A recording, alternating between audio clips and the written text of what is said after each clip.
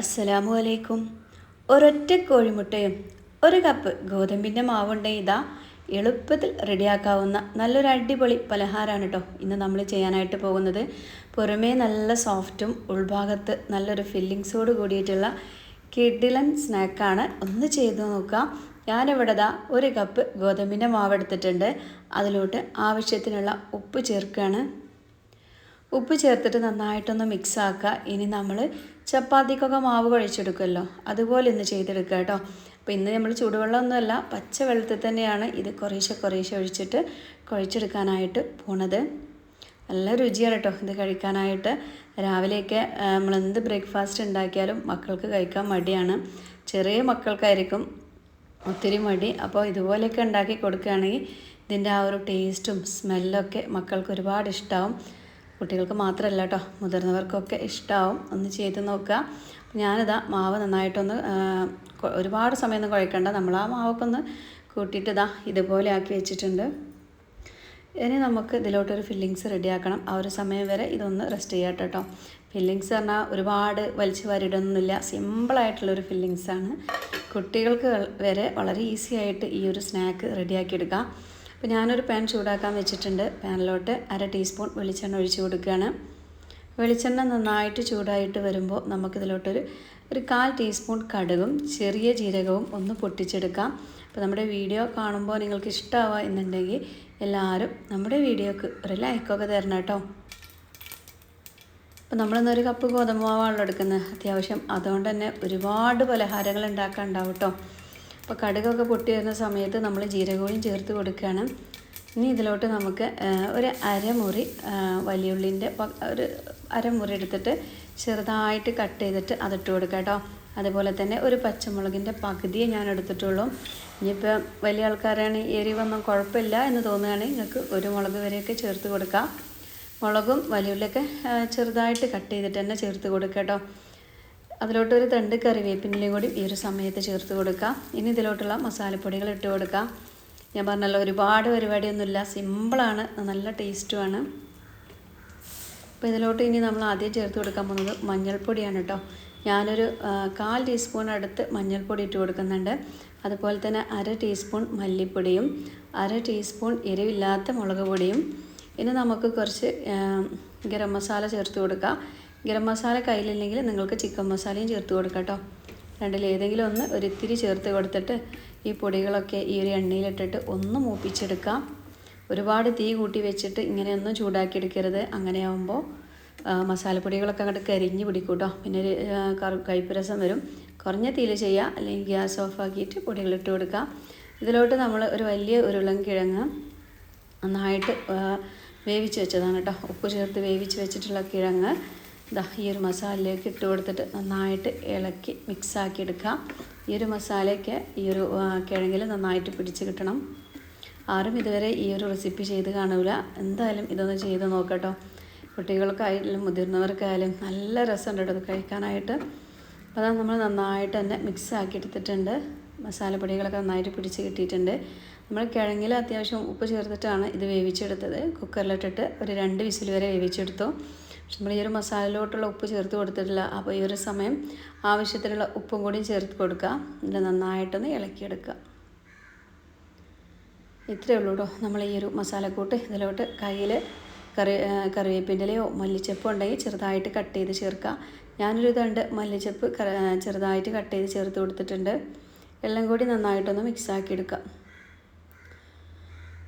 ഇനി നമുക്ക് വലിയ പരിപാടികളൊന്നുമില്ല, ഇതൊന്ന് ചൂടാറി വന്നാൽ മാത്രം മതി. പിന്നെ നമുക്ക് പെട്ടെന്ന് തന്നെ പരിപാടി തുടങ്ങാം. ഇങ്ങനെ ഫില്ലിങ്സ് ഉണ്ടാക്കിയിട്ട് നമുക്ക് ഫ്രിഡ്ജിൽ വെക്കാം. ആവശ്യാനുസരണം എളുപ്പത്തിൽ റെഡിയാക്കി എടുക്കാം കേട്ടോ ഈ ഒരു പലഹാരം. നമ്മുടെ മാവ് എന്തായി നോക്കാം. നമ്മളത് ഒരുപാട് സമയം കുഴയ്ക്കുക സോഫ്റ്റ് ആക്കുക അങ്ങനെയൊന്നും ചെയ്യേണ്ട ആവശ്യമില്ല. അങ്ങനെ ചെയ്യും വേണ്ട കേട്ടോ.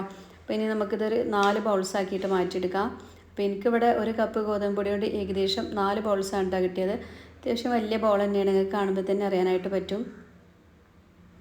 ഈ 4 ബൗൾസും നമുക്കൊന്ന് പരത്തിയെടുക്കണം.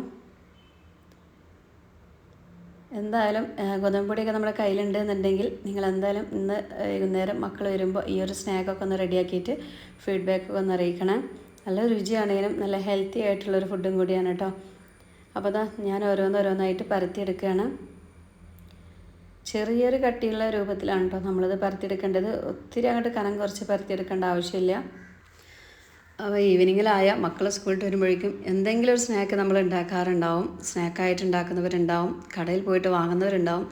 പരമാവധി കടയിൽ നിന്നൊക്കെ വാങ്ങലൊക്കെ നിർത്തിയിട്ട് ഇതുപോലെ നല്ല ഹെൽത്തി ആയിട്ടുള്ള ഫുഡൊക്കെ നമ്മുടെ കൈകൊണ്ട് തന്നെ ഉണ്ടാക്കി കൊടുക്കാം കേട്ടോ. അപ്പോൾ ഞാനിതാ ഓരോ ഷീറ്റും കണ്ടല്ലോ, ഷീറ്റല്ല നമ്മുടെ ചപ്പാത്തികളൊക്കെ കണ്ടോ. ഇനി നമുക്ക് ഒന്നെടുത്തിട്ട് നമ്മളെ ഫില്ലിങ്സ് ഇതിലൊന്ന് തേച്ച് പിടിപ്പിച്ച് കൊടുക്കാം. അപ്പോൾ ഏകദേശം എനിക്കിവിടെ 4 കേട്ടോ. ഒരു കപ്പ് ഏകദേശം 250 ml കപ്പിൽ 4 വലിയ ചപ്പാത്തികളാണ് കിട്ടിയിട്ടുള്ളത്. ഇതിലോട്ട് നമ്മൾ ഓരോ ടീസ്പൂൺ ഇതുപോലെ നമ്മൾ ഈ ഒരു നമ്മളുണ്ടാക്കി വെച്ച ഒരു കോട്ടിങ് ഇതുപോലെ നന്നായിട്ടൊന്ന് തേച്ച് പിടിപ്പിച്ച് കൊടുക്കുക.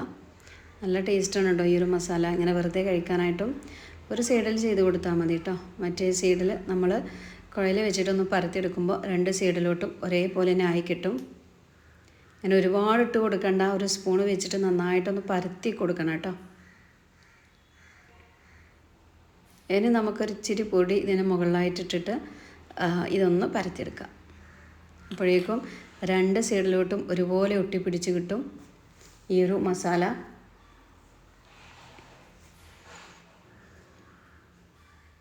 വലിയൊരു പണിയൊന്നുമില്ല, നല്ല ടേസ്റ്റും ഉണ്ടോ ഇത് കഴിക്കാനായിട്ട്. ഇപ്പം റേഷൻ പൊടിയിൽ നിന്നൊക്കെ നമുക്ക് ആട്ടപ്പൊടിയൊക്കെ കിട്ടാറുണ്ടാവും. അപ്പോൾ എന്തെങ്കിലുമൊക്കെ ചെയ്യണം എന്നൊക്കെ തോന്നുമ്പോൾ ഇതുപോലെ ഒന്ന് ചെയ്ത് നോക്കട്ടോ. എന്നും ചപ്പാത്തി ആക്കാതെ എന്തെങ്കിലുമൊക്കെ ഒരു വെറൈറ്റി ഒക്കെ ചെയ്ത് കൊടുക്കുക.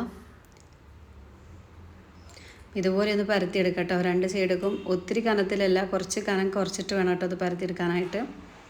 അപ്പോൾ ഈ ഒരു പലഹാരം നമ്മൾ വേവിക്കുന്ന സമയത്ത് നന്നായിട്ട് പൊള്ളച്ച് വീർത്ത് വരും. കുറേശ്ശൊക്കെ വേണമെങ്കിൽ ഇങ്ങനെ പുറത്തേക്ക് ഒരു ഹോള് പോലെയൊക്കെ ഉണ്ടായിട്ട് പുറത്ത് ചാടും. പക്ഷെ അതൊന്നും നിങ്ങൾ കാര്യമാക്കണ്ട കേട്ടോ, പരത്തിക്കോളും. അപ്പോൾ ഞാനിതാ ഇവിടെ മുഴുവനായിട്ടും ഇതുപോലെ പരത്തി വെച്ചിട്ടുണ്ട് കേട്ടോ. ഇതുപോലെ ഒന്ന് പരത്തി കൊടുക്കുക.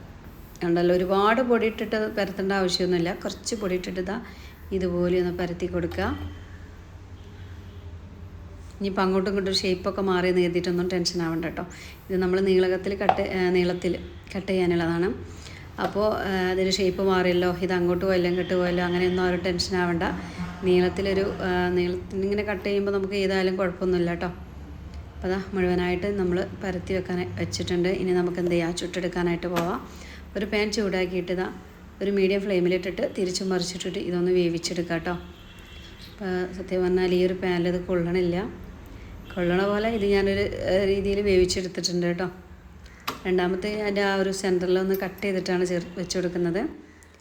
ഇതന്നെ നന്നായിട്ട് പൊള്ളച്ച് വീർത്ത് വരും കേട്ടോ. ഇതിങ്ങനെ കഴിക്കാനും ഒത്തിരി ടേസ്റ്റാണ്.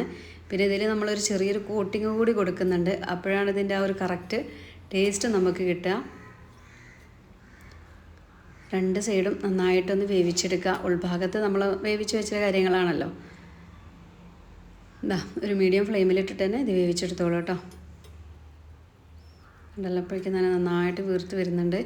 ഇങ്ങനെ തന്നെ നമുക്ക് കഴിക്കാൻ നല്ല രുചിയാണ്. പക്ഷേ ഞാൻ വേറൊരു സംഭവം കൂടി ഇതുമായി ചെയ്യുന്നുണ്ട് കേട്ടോ. അപ്പോഴാണ് ഇതിൻ്റെ നമുക്ക് നല്ല രസത്ത് കഴിക്കാനായിട്ട് പറ്റുള്ളൂ. തീ ഒരുപാട് കൂട്ടി വെച്ചിട്ട് പെട്ടെന്ന് കിട്ടട്ടെ എന്ന് കരുതിയിട്ട് ചുട്ടെടുക്കാനായിട്ട് നിൽക്കണ്ട. കുറഞ്ഞ തീയിൽ വെച്ചിട്ട് തന്നെ ചുട്ടെടുത്ത് പൊള്ളച്ച് വരുന്നവരെ ഒന്ന് വെയിറ്റ് ചെയ്യുക കേട്ടോ.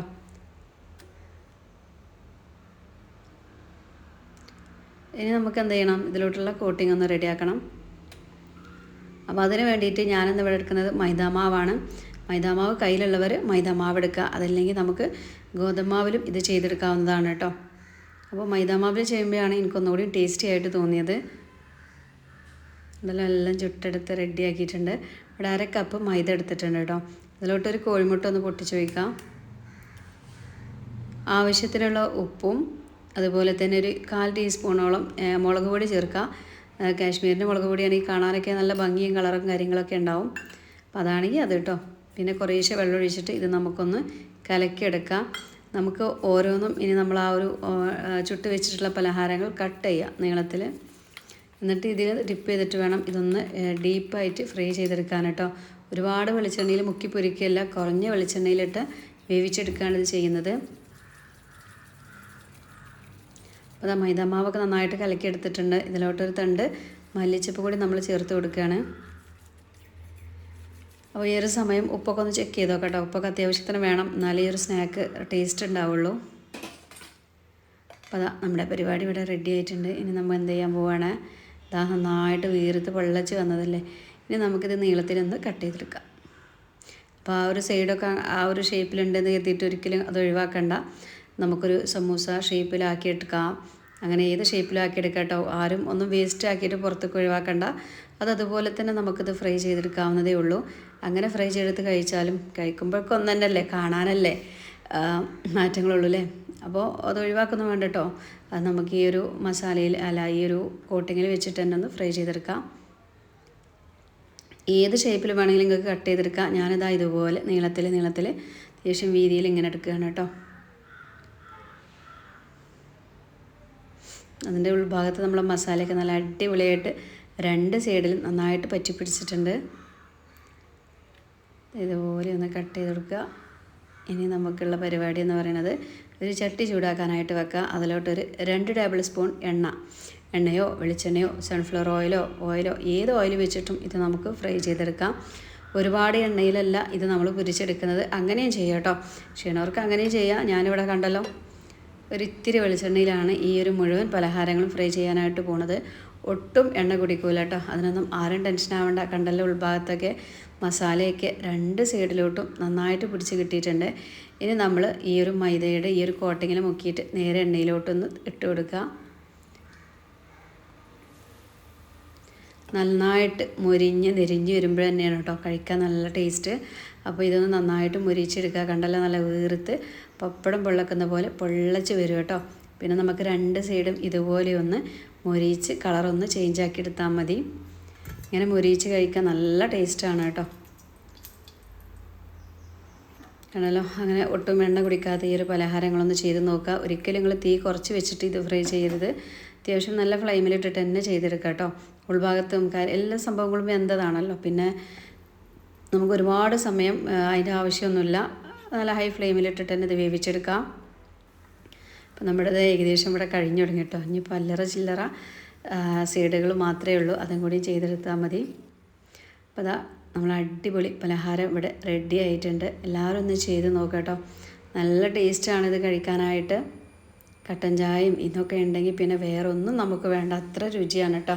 ഉൾഭാഗത്തൊക്കെ നല്ല ടേസ്റ്റി ആയിട്ടുള്ളൊരു ഫില്ലിങ്സും പുറമേ ആ ഒരു മുട്ടയുടെ ആ ഒരു കോട്ടിങ്ങൊക്കെ കൂടിയിട്ട്.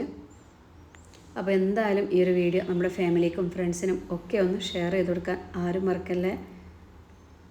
എല്ലാവരും കാണും ചെയ്യട്ടെ. ഒപ്പം ഈ ഒരു അടിപൊളി വീഡിയോ കണ്ടിട്ട് എല്ലാവർക്കും ഒന്ന് ഷെയറും ചെയ്ത് കൊടുക്കുക. ഉണ്ടല്ലോ, നല്ലോണം മുരിച്ചെടുത്തിട്ടുണ്ട് കേട്ടോ. പിന്നത്തെ നമ്മുടെ വീഡിയോ ഇത്രയേ ഉള്ളൂ. ഇൻഷാ അല്ലാഹ് നാളെ ഞാൻ നല്ലൊരു വീഡിയോ ആയിട്ടൊക്കെ വരാം. പോണീൻ്റെ മുന്നേ നമ്മളെ ഫാമിലിക്കും ഫ്രണ്ട്സിനൊക്കെ ഈ ഒരു വീഡിയോ എല്ലാവരും ഒന്ന് അയച്ചു കൊടുക്കുക കേട്ടോ. അപ്പോൾ എല്ലാവരോടും അസ്സലാമു അലൈക്കും.